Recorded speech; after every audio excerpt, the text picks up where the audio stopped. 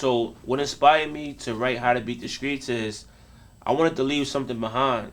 There's so many kids that I taught throughout the years that I seen, you know, not having the best behavior in class, and challenging their parents a lot.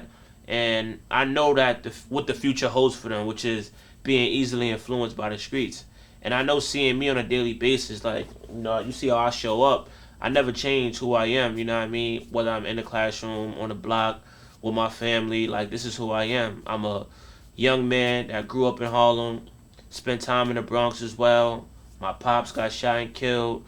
My grandmoms did time in the feds. Like I'm no stranger to the street life. You know what I mean? I've been outside my whole life, but I always had to like stand on my own 10 and figure out what I wanted to do and who I wanted to be.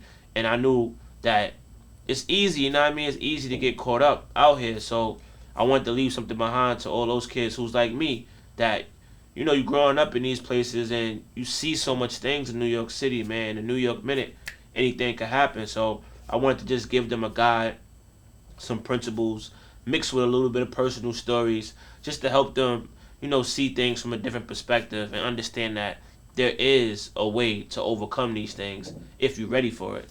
And something I wrote in the book is like, you gotta want to be better than what you're seeing. You know what I mean? And you gotta be willing to learn from others' mistakes and not touch the fire, even though that you feel like you might not get burned, but other people have touched it and burnt themselves already. So the wise learn from mistakes of others. I start the book out with that chapter because of all of the people I seen around me that did prison time, and for all of my mentors that poured into me while they was in prison and had those talks with me that eventually started to register. And I'm doing the same thing when I'm in the classroom and I see a young kid, going down that path. I'm trying to tell them, but I know sometimes it don't register in that moment. So I'm hoping that, one day they could pick the book up and realize like, oh, this is my teacher and he was telling me these things, and now the book is like, something that they could read when they're ready to and they want that answer, or they want to just, spark your mind a little bit. That's what I wrote it for.